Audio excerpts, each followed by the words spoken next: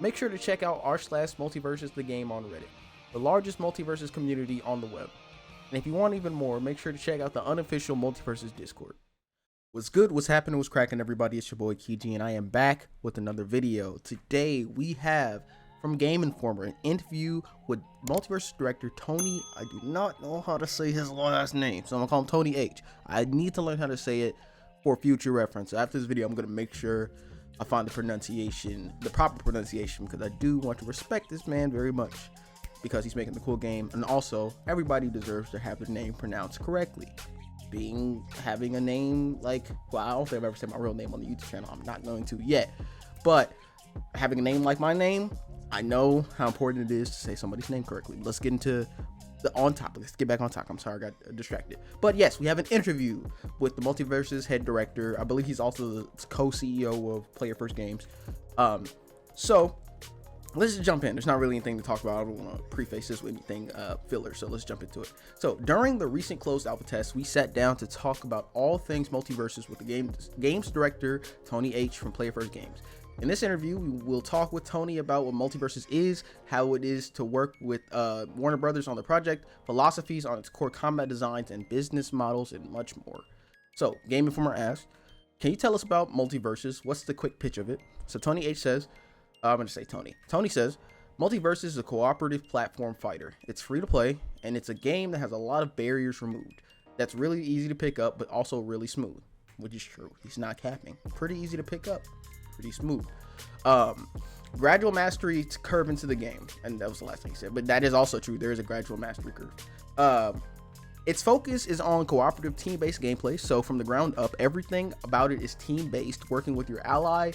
All the abilities and moves are based around team gameplay, as well as having huge iconic character cast of really awesome characters.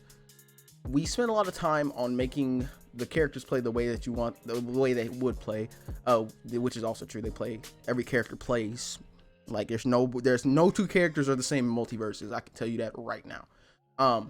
We try to support every single input device like keyboards and controllers, which is also true. In an effort to remove all barriers, we also have a lot of resources poured into making really good online play through dedicated server rollback netcode. Fantastic. I knew that from the jump. Like that wasn't a secret, but that still is awesome, because like, if we're gonna play a game that's focused on team gameplay, you need to have the best online, and their online is really good. In a nutshell, that is what Multiversus is. It's a very cooperative focused, social focused platform fighter that I think everybody can pick up and play, and also invest thousands of hours like I have into it. Game Informer asks, one of the special things about this game is its co-op focus. It is a 2v2 fighting game at heart. Can you talk about the decision in going to a 2v2 game as opposed to focusing on solo and free-for-all modes that are still present? Tony says, I'm going to give you a little bit of a long-winded answer, but just a little bit of history behind that decision. My history is that I'm a massive fighting game player, and I am a combat designer by trade. It's the reason why I became a combat designer. It's because of these games. Traditionally, they have been 1v1 focused and singles focused. I also play a lot of other games.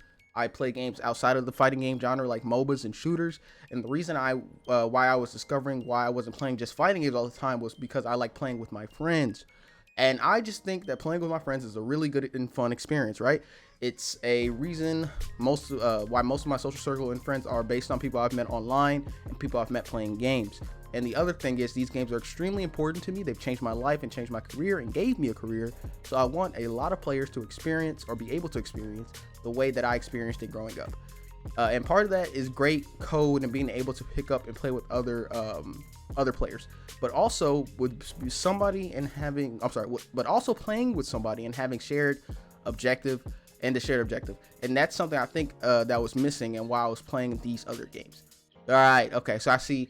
So he's basically saying like, his fighting game genre was his main genre. Like, I feel like a lot of people who play games have like their main genre that they stick to. There's some people who just branch out and just play all kinds of games, but his main genre was fighting games. And then he was like, okay, something's missing from that experience, so let's mix the cooperative social aspects of MOBAs and online shooters, battle royales, those type of like social games, and mix that with fighting. And okay, I see the vision.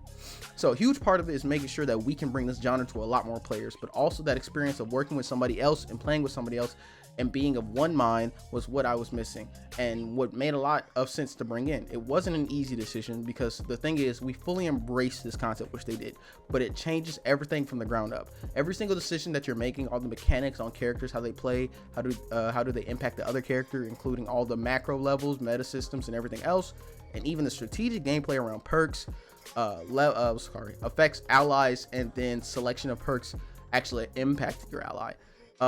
Everything in the game is tied around this concept. Steven doesn't just shield himself, he also shields his allies at the same time. Wonder Woman has to pay attention to where her ally is so she can dash to them and then protect them and position herself correctly, which is true. So there's a lot of opportunity for teamwork and team play, and that actually fundamentally changes up how the gameplay actually works. Very, very well put answer.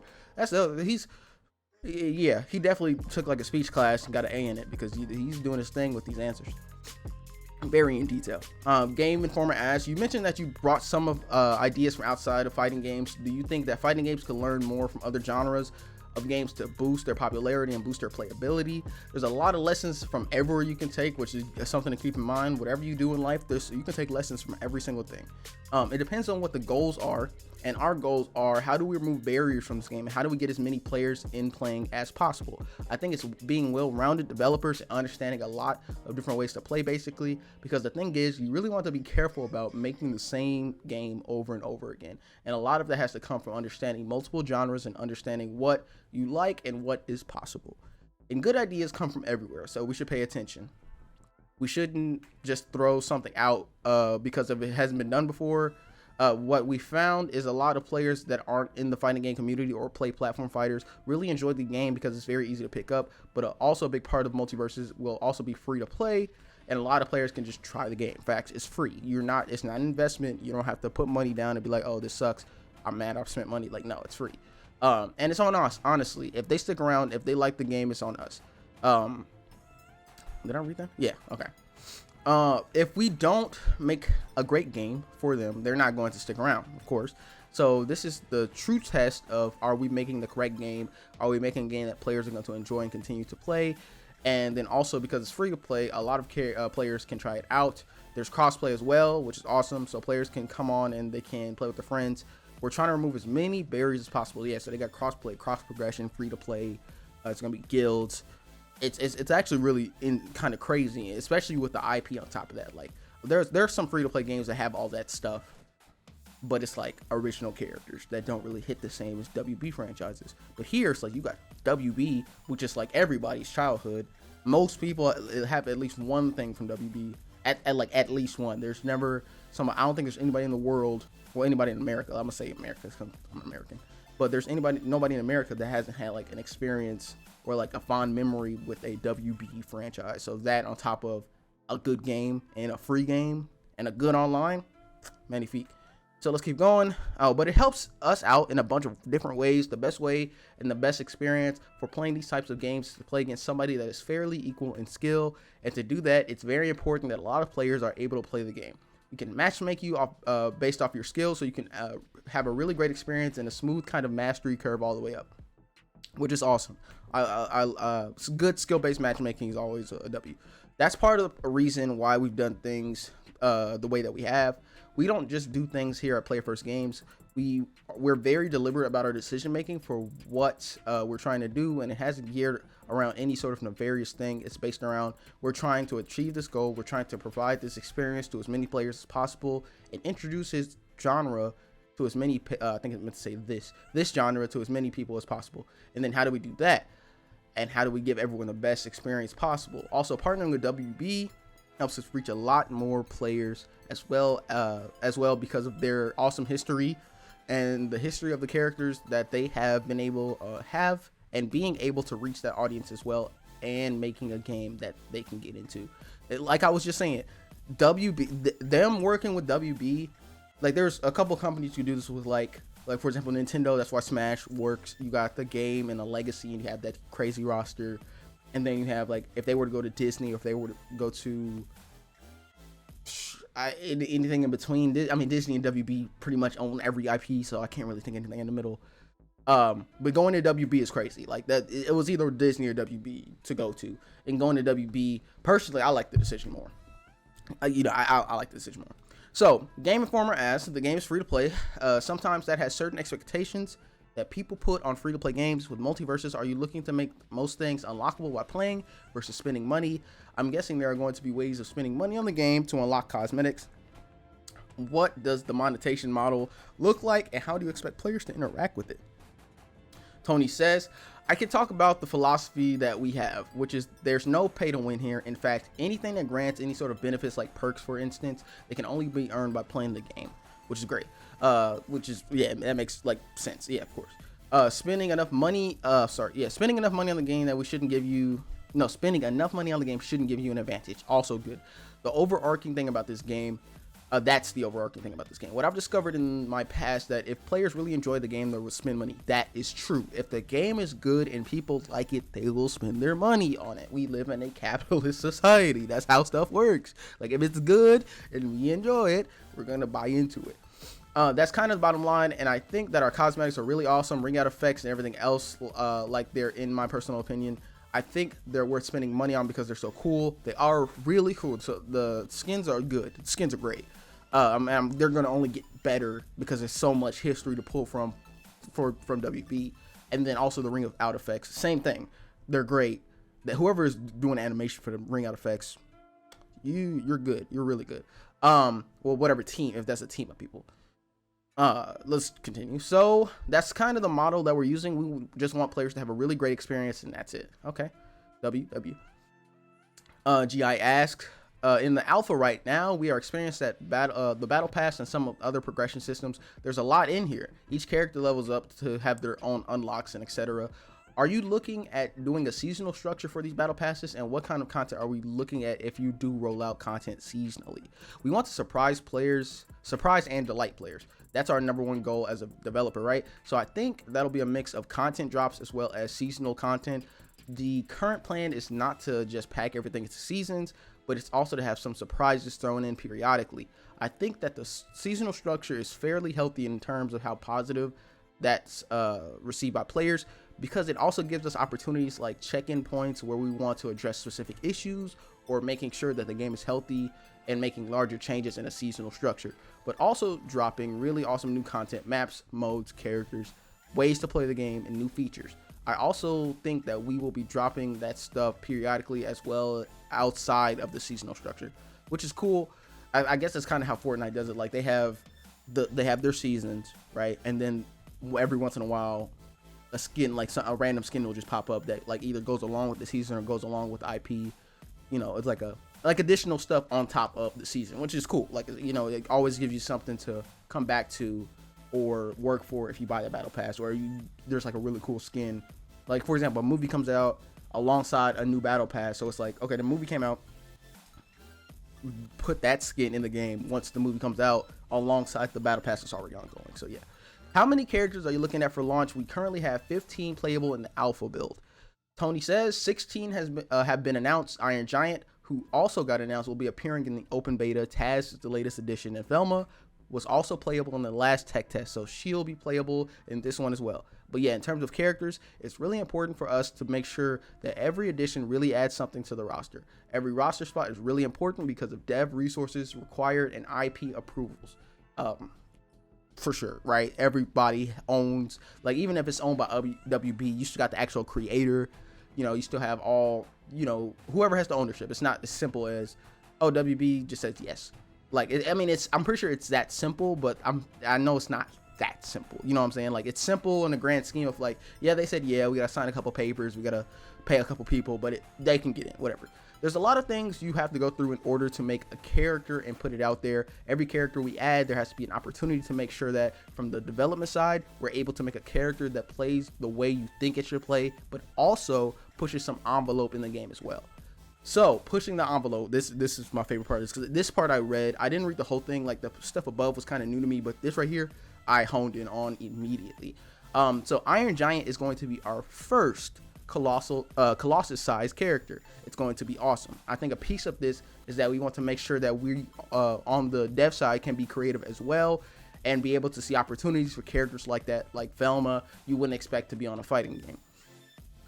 First off, first Colossus character, like, I'm putting this on an official channel, so I'm not going to talk leaks here. If you want leaks, go to my other channel.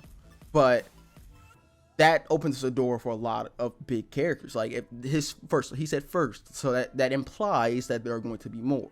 Iron Giant, they said he's going to be two Supermans tall, and Superman's the second tallest character in the game right now besides Garnet, I believe. And that's crazy because I don't think there's ever been a platform fighter with just a character that big. Like I know there's like Giga Bowser in Smash Bros Brawl, but that's like a super move. But you have a character that's actually huge. Like how is knockback gonna work? Is he gonna have like a death animation instead of, you know, like is Iron Giant gonna fall apart once he gets to a certain percent? Like how are you gonna get? I mean, maybe because he's bigger, he'll fit into the blast zone easier, but I'm pretty sure he's going to be powerful enough to counter that.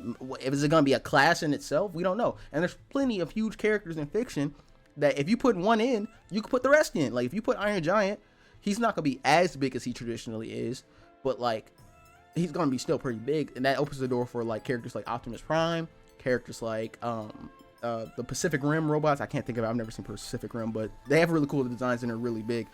Godzilla, King Kong, so on and so forth. Any other Transformer, Megatron, Starscream, like any other big character that opens the door for him. And that is really crazy. Like it's crazy to think about how that character will play. I'm super excited. I think Iron Giant, seeing him play, I want to see gameplay of him so bad just to see how they pulled this off. I'm so curious about that. Like the game is good. I'm excited to play the game again, but the thing I'm most excited for is seeing Iron Giant again, or seeing Iron Giant be played for the first time. Where was I? Yeah, it wouldn't be on a fighting game. So it's not like if you put a poll out, she wouldn't be very high at the top because she's well known, but she's not thought of as a fighter. But from our development team, we just had the inspiration of what if we made a character that didn't know physical attacks. She just used words of encouragement and sass and science and solving mysteries and gathering clues to win, which is Velma's character. So we did it. We will continuously add characters. There will be regular cadence in which they are added. There will be a regular cadence in which they are added. So I guess a regular time frame. I guess that's what he means by that. I think that's what he means by that. I could be wrong. I hope to have a really large roster of characters, and we have a lot to choose from. Yeah, they do. Holy shit, they got a lot to choose from. Also, we want to reach out to the community and see what they want and tie that into this as well. But the main thing is, how do we delight and surprise players all the time? So there will be surprises like Velma, and that will continue. But more important than our large roster is that each character brings something that we're doing, something that is pushing the envelope in some way. I'd rather have a uniquely playing roster that feels a lot of different ways to play the game rather than having a really large roster, rather than just having a really large roster. But that being said, we're trying to make a really large roster that plays very uniquely and pushes the envelope with every character. So they're threading that line. Because here, like I said, genuinely in Multiversus, every single character plays different. Like so far, and it's only 15 right now, but that's still an achievement to make 15 characters play completely different. So I'm super excited to see who's gonna be in here, and like it's free to play. This is a live service game, essentially a game as a service. So it's gonna be continuously, content. And if they can pull off just original characters every time, and characters that are essentially like innovative in their gameplay design, that's incredible. That's genuinely like impressive and admirable. Like I'm very excited to see where this goes. So GI asked, how's it been working with Warner Brothers, and have they been open to your ideas for using specific properties, or were there any that have been off limits or harder to get than you expected? I'm going to hit this at a high level, I think, but at a high level, it's been a dream, quite frankly. When we started this, we thought about partners and also about how do we realize this vision that we have. A huge part of that is that the resources that Warner's has. Yeah, it's Warner. It's huge. Not just the characters, but also on the development side and on the back end and all the support that they can give us in terms of testing the game, making sure the game is in a good spot, and we can validate what we're trying to do. So a lot of that stuff has been absolutely amazing. It's been the best case scenario. I was like, this is the best case scenario, and it's been way better than that. the general thing is we come up with the ideas and we go, can we do this? And the answer is very often just yes. There are IP approvals and IP holders, like I was saying, on each of the different characters and different hoops and obstacles to jump through, but it's been really smooth. It's surprisingly smooth. Again, I couldn't have hoped for a better partner. It's been really great. I'm glad Warner has given them a good experience, because Warner Brothers, y'all be on some stuff with the movies, dog. With them actors in them movies. I'll be on some BS, but as long as y'all treat Multiversus with respect, I respect that. Okay. GI also asked, do you have plans for larger game sizes than 2v2 or 4-player matches? Are there technical hurdles with your rollback netcode that may hold that back? The way we've done things, we've gone on a very different route, which is server-based, dedicated on rollback netcode, which is not usually done because it's very expensive. It's very expensive and it's hard to do. The way that we think about things is what is the best experience for players, and we thought that this approach was the best, but that also gives a lot of flexibility on what we do in terms of team sizes or whatnot. So there's always challenges with any sort of number change like 3v3 or 4v4, but I think that they're very surmountable the way that we've set things up to allow us to do those types of things. It's just a matter of investing the amount of time to create the content and figure it out and make sure that's a great experience for players. And there will be a lot of new modes coming out. I can promise some surprising stuff too. Very excited to see what the new modes are.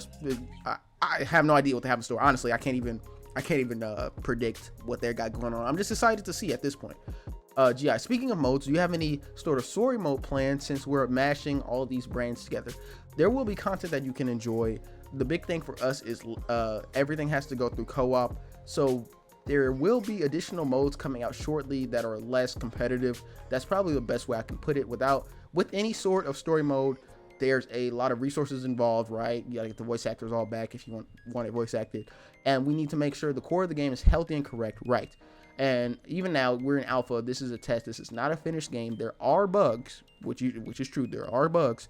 There's also bugs. Bugs Bunny.